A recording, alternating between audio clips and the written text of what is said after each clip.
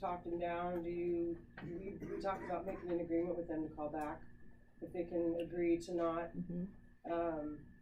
I believe that's probably a agency policy that, you know, each agency probably has, you know, protocol that they follow. I've done a couple of contracts, you know, but if somebody is expressing that, you know, they want to kill themselves, and then I usually bring the access or the crisis team in and have them assessed, you know, because I don't want to have that on my conscience that, you know, I should have made that call. So, but you know, each agency usually has its own policies on contracts and that kind of thing. So listening non-judgmentally. There's key attitudes that make people feel respected, accepted, and understood. Things like acceptance, genuineness, being genuine. We all can tell who's being genuine and who's not, right? And then empathy. So not sympathy, not pitying the person, but being able to kind of put your foot in their shoes and see things from their perspective. Anybody been through an empathy training? I've been to a couple. They're actually really good. Allison, I think we need to show your video at staff meeting again. Your empathy versus sympathy. It's not a sandwich. Yes, that's right. I'd like to see it. Maybe you could bring that to Helping Hands sometime. That'd be great. All right, so most of our communication is nonverbal. I can't remember the percentage, but I think it's like 75 or 80% of our communication is nonverbal. So we need to be really, you know, mindful when we're listening to somebody of our nonverbal skills. So attentiveness, you know, reflecting back what you hear them saying just for clarity. Comfortable eye contact. You don't want to be staring somebody down, but you don't want to be looking down at your feet either.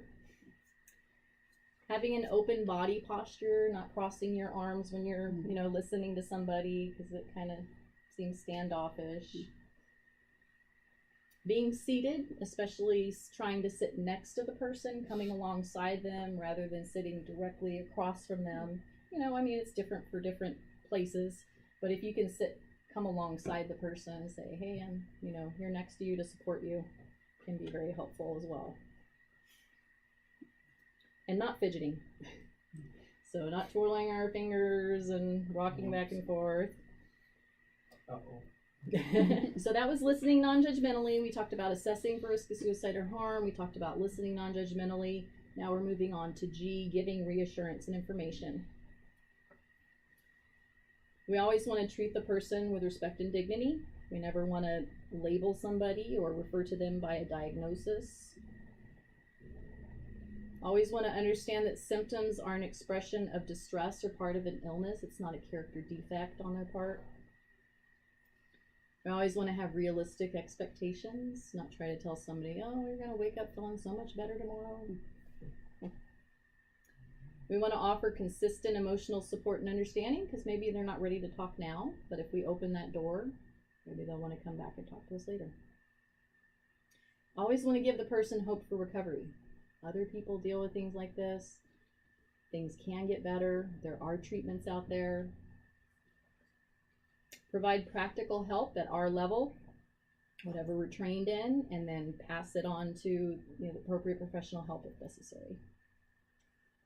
You always want to offer credible information. Don't want to make any promises you can't keep. So that's giving reassurance and information. So what isn't supportive? Things we don't want to do. So there's things we do want to do, and there's also things we don't want to do. We don't want to tell the person to snap out of it. No, don't tell them to get over it. Who's heard that one before? Just snap out of it. We don't want to act hostile or sarcastic. How can you feel like that? There's other men out there. You never want to blame the person for their symptoms. We don't want to adopt an over-involved or overprotective attitude where we're doing everything, enabling them. We don't want to nag the person to do what they'd normally do because they're not themselves. Never want to trivialize the person's experience. It's not that bad.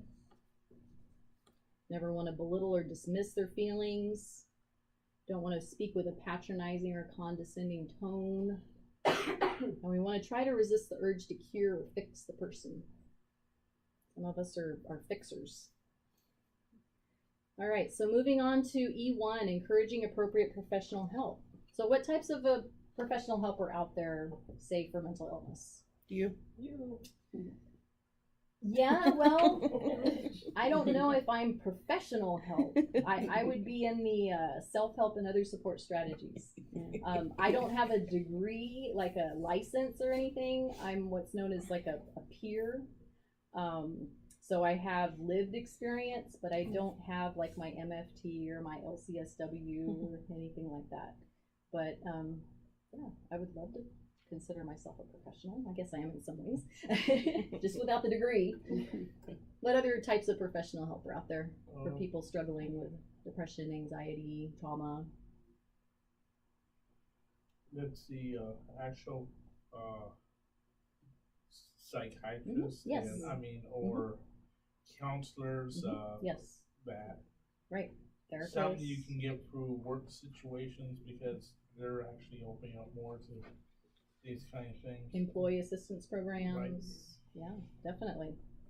So you got it. We got doctors such as primary. A lot of people with mental health issues will first go to their primary care physician complaining about physical symptoms. And I think a lot of the younger doctors are learning now how to identify mental health issues when people come in and they complain about pain and headaches and all that. They have like a behavioral questionnaire they can ask them so that if they do need mental health help, they can, refer them. And then, as Mike said, psychiatrists, social workers, counselors, certified peer specialists. I don't know if that's recognized in California in mental health, if it's recognized. But they do have some states where you can actually get a certification as a peer specialist. So, and then other types of professional help, talk therapies, medication, other supports such as chiropractor, acupuncture, natural, holistic type things. And then we move on to the second E, encouraging self-help and other support strategies.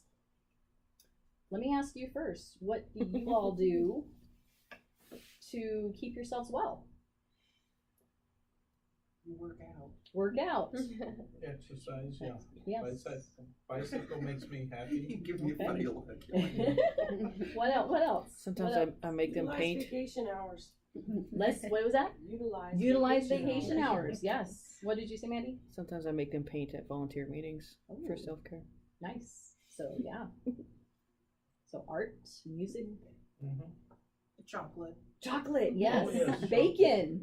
Nice. Bacon. Bacon. Yes. Give me a big old plate of bacon. I'm happy. Chocolate coated bacon. There is. That's actually good. I've had it before. So- salty sweet. Yeah, it's delicious. It's good. It really is. All right. So exercise, relaxation, meditation, peer support groups. That's what we offer at Helping Hands. So, we're people that have lived with mental health issues, and we have support groups, for people to attend. Self-help books based on cognitive behavioral therapy or dialectical behavioral therapy, family, friends, faith, other social networks. So we all need to, keep ourselves well and have what's known as a wellness toolbox that we can reach in and draw from. All right, so when we are assessing for risk of suicide or harm with anxiety symptoms, the most common crises are panic attacks, which is a distinct episode of high anxiety that usually peaks within 10 minutes. Has anybody ever experienced a panic attack? A couple people. And anybody mind sharing just what that feels like? What that experience is like?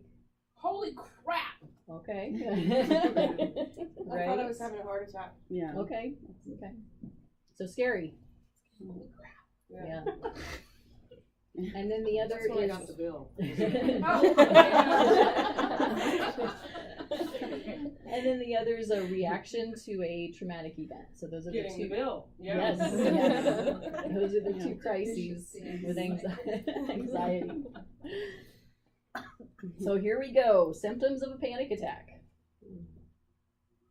Palpitations, pounding heart, rapid heart rate, sweating, trembling and shaking, shortness of breath, sensations of choking or smothering, chest pain or discomfort, abdominal distress or nausea, dizziness, lightheadedness, feeling faint and unsteady, feelings of being detached from oneself, fear of losing control or going crazy, fear of dying, numbness or tingling, chills or hot flashes.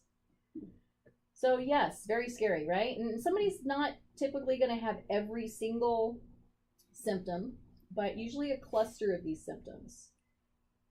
What else could be going on besides a panic attack if somebody was experiencing some of these symptoms? A heart attack. A heart attack, right? I really thought so. Yeah. So it's important as a mental health first aider, when we're doing our mental health first aid class, is that we, if that person cannot tell us they're having a panic attack and we don't know if it's a panic attack, then we're gonna call 911 or have somebody call 911 to make sure, or check for a medical ID bracelet or something like that. So how do we help somebody who is going through a panic attack? We want to express our concern and willingness to help. Ask the person, do you know what's happened? Has this ever happened to you before? Again, if you don't know, you're going to check, see if they have a medical alert bracelet, or just call 911, have somebody call 911. Better to be safe. If the person's able to say that they're having a panic attack, that it's happened before, just reassure them. All right, you're having a panic attack. It's scary, but it'll pass. And ask them if there's anything that might help. Can I call somebody? Don't just assume the whole breathing in the paper bag is a myth. So don't offer a paper bag. Just ask them, is there anything I can do to help? And they're like, no, just be with me. This happened to me in Santa Maria. There was a young man who looked like he was having trouble breathing. And, I asked him what was going on, and he said he had asthma and he was having trouble breathing. And I was like, what can I do? And he's like, can you just wait here with me? And so I just waited with him and checked in with him. And, it was probably about 5 or 10 minutes. And then he got his breathing, back. And he thanked me just for being there.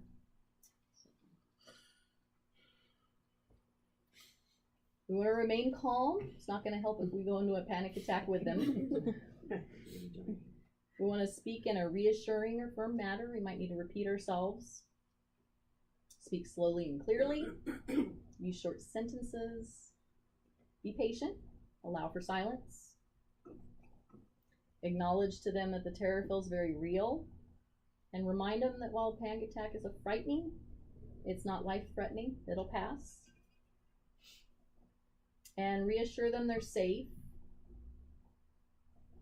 And we want to avoid expressing any negative reactions. Like, hurry up. Yeah, hurry up and have that panic attack. Get over it. Snap out of it. Encourage the person to tell others what he or she needs, to identify sources of support, to use coping strategies that have helped before. And this is probably going to be after the panic attack. You probably won't be doing this during the panic attack.